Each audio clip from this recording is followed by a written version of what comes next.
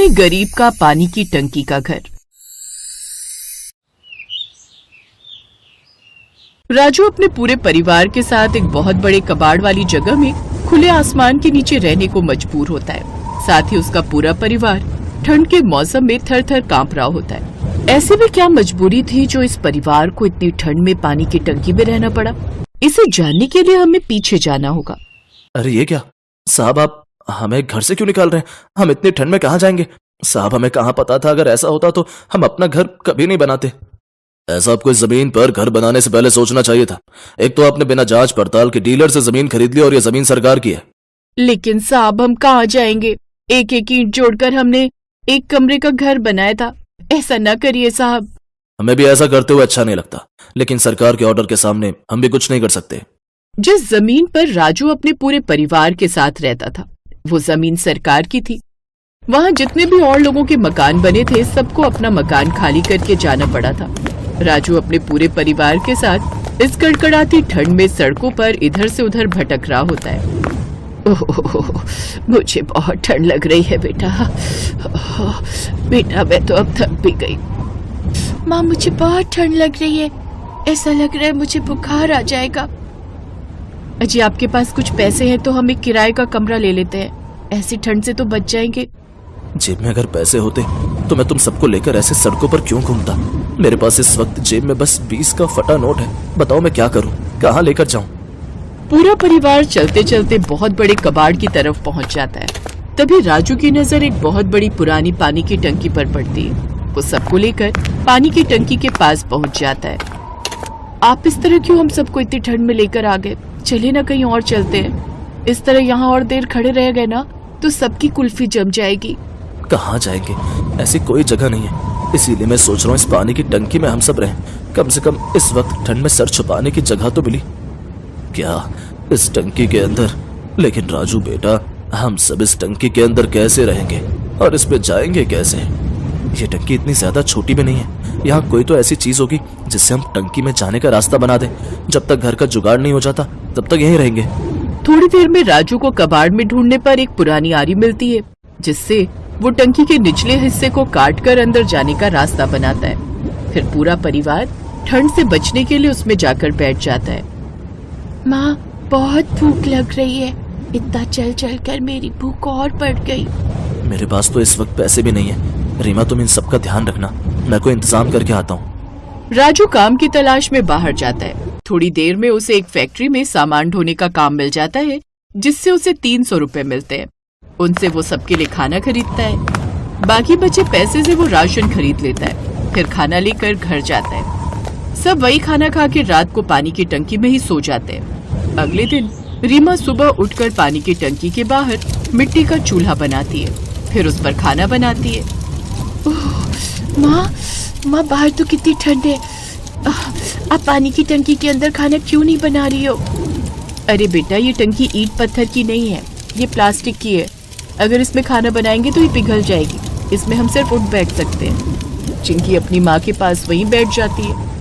कुछ दिन तो जैसे तैसे निकल जाते हैं। पूरा परिवार पानी की टंकी के अंदर कुछ दिन तक गुजारा करता रहा। लेकिन जैसे जैसे ठंड बढ़ जाती है पानी की टंकी के अंदर का तापमान भी ठंडा रहता है। मुझे तो लगा था कुछ दिन तो गुजर जाएंगे, लेकिन यहाँ वैसे ही ठंड है जैसे बाहर है। राजू अपने पूरे परिवार को ठंड से कांपता देख बाहर निकल आता है और कबाड़ में से कुछ बड़ी बड़ी पन्नी ढूंढकर उन सबको उड़ाता है। फिर सब उन पन्नियों को ही ओढ़कर रात ऐसे ही काटते। उस टंकी में उन सबको ठीक से जगह नहीं मिलती। वो बस सिकुड़ कर बैठ जाते हैं। अरे चिंटू अपने पैर उधर करना, मेरे पैर मुड़े मुड़े दर्द कर रहे हैं। हाँ मैं तो जैसे क्रिकेट खेल रहा हूँ, दिख नहीं रहा मैं सिकुड़ के बैठा हूँ। अरे बच्चों क्यों लड़ रहे हो? तुम्हें दिख नहीं रहा हम सब किस हालात से गुजर रहे हैं? चुप करके बैठ जाओ। बच्चों पर क्यों भड़क रही हो? इसमें इनकी कोई गलती नहीं, हमारी किस्मत की गलती है इसमें। कितने दिन से नौकरी ढूंढ रहा हूँ, कहीं आसपास ठीक सी नौकरी मिल जाए और तुम सबको यहाँ से लेकर किसी किराए के मकान में ले जाऊं, लेकिन कुछ नहीं हो पा रहा। उल्टा रोज मुश्किल से जो 100 रुपए की दिहाड़ी होती है उससे कुछ नहीं हो पा रहा। इतनी ठंड में पानी की टंकी में रह रहकर पूरा परिवार परेशान हो जाता है। राजू रोज की तरह काम की तलाश में इधर उधर जाता है पर उसे कोई काम नहीं मिलता। वो थक कर और परेशान होकर अपने घर लौट रहा होता है लेकिन तभी देखता है एक आदमी कॉल पर बात कर रहा होता है। उसके हाथ में एक बड़ा सा बैग होता है जो एक बड़ी गाड़ी के साथ वहाँ खड़ा होता है। तभी वहाँ एक चोर आता है और उसका बैग लेकर भाग जाता है। अरे चोर चोर, कोई पकड़ो उसे, मेरा बैग लेकर भाग गया। राजू उसके पीछे भागता है और उसे पकड़कर उससे बैग छीन लेता है। चोर राजू को धक्का मारकर बैग छोड़कर भाग जाता है। अब राजू विनोद को उसका बैग देता है। ये लो सर आपका बैग। बहुत बहुत धन्यवाद। आपको पता है इसमें मेरे बहुत इंपॉर्टेंट पेपर थे। अगर वो चोर बैग लेकर भाग जाता मेरा करोड़ों का नुकसान हो जाता। लेकिन सर अब आपका कोई नुकसान नहीं होगा। आपने मेरी बहुत मदद की, आप बहुत अच्छे इंसान हैं। चलिए इस कड़कड़ाती ठंड में मेरे साथ एक अच्छी सी कॉफी पी लीजिए। यहीं पास में एक बहुत बढ़िया रेस्टोरेंट है, वहाँ चलते हैं। साहब मैं बहुत गरीब इंसान हूँ, मेरी इतनी हैसियत नहीं मैं आपके साथ कॉफी पी लूँ। वैसे भी मेरा परिवार उस पानी की टंकी में मेरा इंतजार कर रहा है। क्या पानी की टंकी का घर? विनोद के सवाल करने पर राजू उसे सारी कहानी बताता है। विनोद को उसकी सारी बातें सुनकर बहुत ही बुरा लगता है। आपके साथ जो हुआ अच्छा नहीं हुआ, पर जो हुआ मैं उसे बदल नहीं सकता। लेकिन आप चाहो तो मैं आपकी मदद कर सकता हूँ। मैं भी एक प्रॉपर्टी डीलर हूँ, मेरे पास बहुत सारे फ्लैट्स और घर हैं। आप उसमें रेंट पर अपने परिवार के साथ रह लो और मुझे थोड़ा थोड़ा किराया भी दे देना।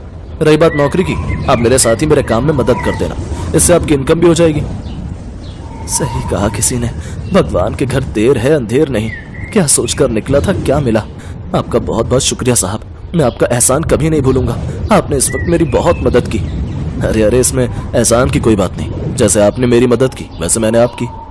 राजू विनोद के साथ उसकी गाड़ी में बैठकर पानी की टंकी के घर के पास जाता है। वहाँ से पूरे परिवार को लेकर गाड़ी में बैठकर विनोद के फ्लैट पर जाते हैं। इस कड़कड़ाती ठंड में पूरा परिवार अच्छे से विनोद के दिए फ्लैट में रहता है। जल्दी राजू भी विनोद के साथ ही काम करने लगता है। धीरे धीरे उनके दिन भी पलट जाते हैं। फिर वो फ्लैट का रेंट भी चुका देता है। अब वो ठीक से अपने दिन काटने लगे।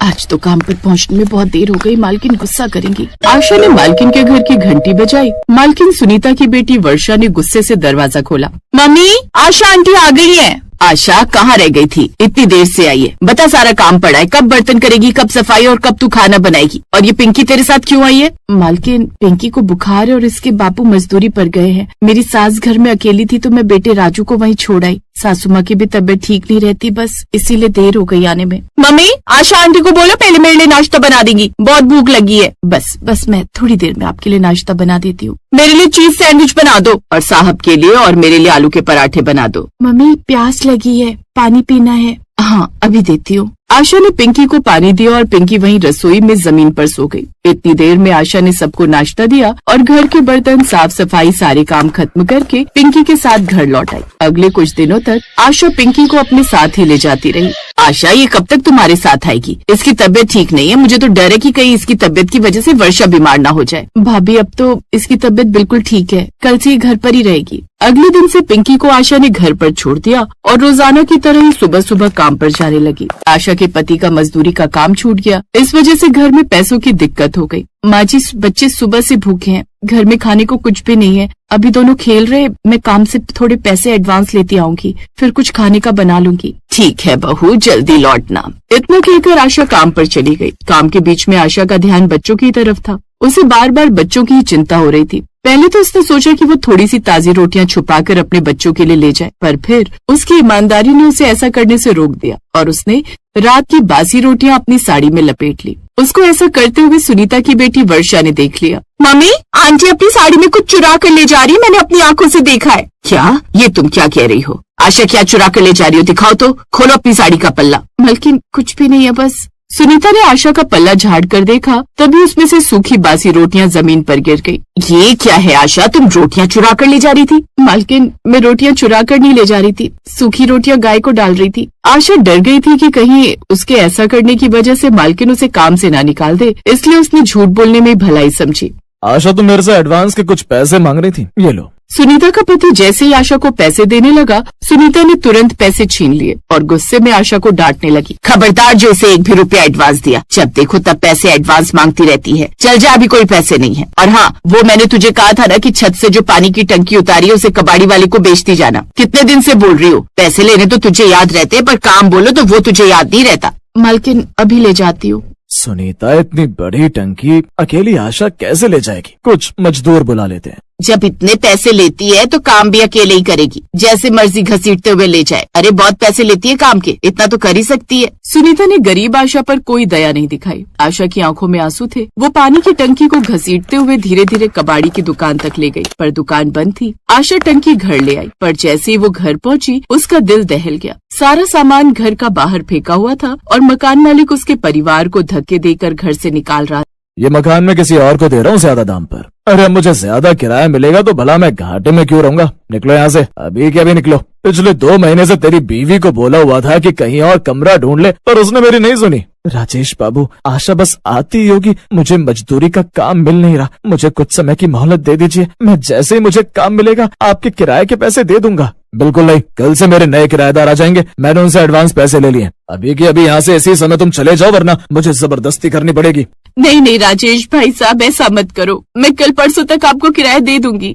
बिल्कुल नहीं, अभी के अभी जाओगे, बस मैंने कह दिया सो कह दिया। मकान मालिक ने आशा और उसके परिवार के आंसू नहीं देखे। उसने उसी समय आशा को अपने परिवार के साथ घर से निकाल दिया। अब आशा के परिवार के सिर पर रहने के लिए कोई छत नहीं थी। बापू, बारिश में मैं गीली हो रही हूँ, ठंड लग रही है। हे भगवान, अब हम कहाँ रहेंगे? तुम दोनों को जल्दी ही कुछ करना होगा, वरना दोनों बच्चे बारिश में भीगकर बीमार पड़ जाएंगे। तभी आशा के मोबाइल पर उसकी मालकिन का फोन आ जाता है। हेलो आशा, पानी की टंकी बेच दी, कितने की बिकी? मालकिन वो हेलो। बारिश की वजह से आशा का मोबाइल भीग गया था। खराब होने की वजह से मोबाइल में साफ आवाज नहीं आ रही थी। फोन कट जाता है। माँ जी, जब तक हमें कोई घर नहीं मिलता आप बच्चों को लेकर इस पानी की टंकी के अंदर बैठ जाओ। कम से कम बारिश में भीगने से तो बच जाएंगे बच्चे। क्या कह रही हो बहू? मतलब अब हम गरीबों का पानी की टंकी में घर होगा? हमारे पास और कोई रास्ता नहीं है माँ जी। जब तक हमारे पास पैसे इकट्ठे नहीं हो जाते तब तक पानी की टंकी में ही हमें घर बनाकर रहना होगा। आशा के पास और कोई रास्ता नहीं था। उसने पानी की टंकी को काट कर दरवाजा बनाया और अंदर बैठने की जगह बनाई। उस रात बहुत बारिश हुई। आशा अपने पूरे परिवार के साथ बारिश में पानी की टंकी में रात गुजारने लगी। अगले दिन आशा का पति मजदूरी का काम ढूंढने के लिए चला जाता है और आशा काम पर आ जाती है। पर आशा को एक और झूठ बोलना पड़ता है। आशा मालकिन से कहती है कि वो टंकी रास्ते में ही कोई उठाकर ले गया, जिस पर मालकिन और भी गुस्सा होती है। मतलब तेरा ध्यान नहीं पड़ा? इतनी बड़ी टंकी कोई उठाकर ले गया? जा भी जाकर काम कर, मुझे गुस्सा मत दिला। मम्मी, मुझे तो कुछ दाल में काला दिखाई देता है। कहीं ऐसा तो नहीं कि आशा आंटी ने टंकी कबाड़ी वाले को बेच दी और खुद पैसे रख लिए और आपको झूठ बोल दिया हो कि टंकी कोई उठाकर ले गया? मम्मी, आप ना आशा आंटी का पीछा करो और उनके घर पर जाकर देखो, कहीं ऐसा तो नहीं हो और भी सामान इन्होंने हमारे घर से चुरा कर अपने घर पर रख लिया हो। तो ठीक कह रही है, मैं आज ही आशा का पीछा करती हूँ और इसके घर जाकर इसे रंगे हाथ पकड़ लूंगी। चल तू मेरे साथ। उस दिन जब आशा काम करके वापस घर पहुंची, और घर ही क्या, उस बेचारी का घर तो पानी की टूटी हुई टंकी था। सारा सच अनीता के सामने आ जाता है जब वो गरीब आशा को पानी की टंकी में घर बनाकर रहते हुए देखती है। बहू, तेरी मालकिन ने कुछ कहा तो नहीं? नहीं माँ जी, मैंने उन्हें सच बता दिया कि हमारे पास रहने के लिए घर नहीं था, तो हम इस पानी की टंकी में घर बनाकर रहने लगे। ये सुनकर उन्होंने मुझे कुछ भी नहीं कहा, बिल्कुल भी नहीं डांटा। बस कुछ दिन की और बात है, जैसे ही पैसे जुड़ेंगे हम नया किराए का घर ढूंढ लेंगे माँ जी, तब तक हमें। आशा की गरीबी देखकर सुनीता की आंखें भर आईं और वो टंकी के अंदर आ गई। आशा, तुम्हें कहीं किराए का घर ढूंढने की जरूरत नहीं है। आशा, मैंने तुम पर शक किया और तुम सच में कितनी मुश्किल में दिन काट रही हो। आज मैंने देख लिया, अब से तुम हमारे घर के पार्किंग एरिया में बने कमरे में रहोगी। चलिए माँ जी। सुनीता ने अपनी काम वाली आशा की मजबूरी को समझा और उसे अपने घर में रहने के लिए कमरा दे दिया। यही तो इंसानियत का फर्ज है कि जब हमारे लिए कोई काम करता है तो हम उसकी मजबूरी को समझें और जरूरत पड़ने पर उसकी मदद करें।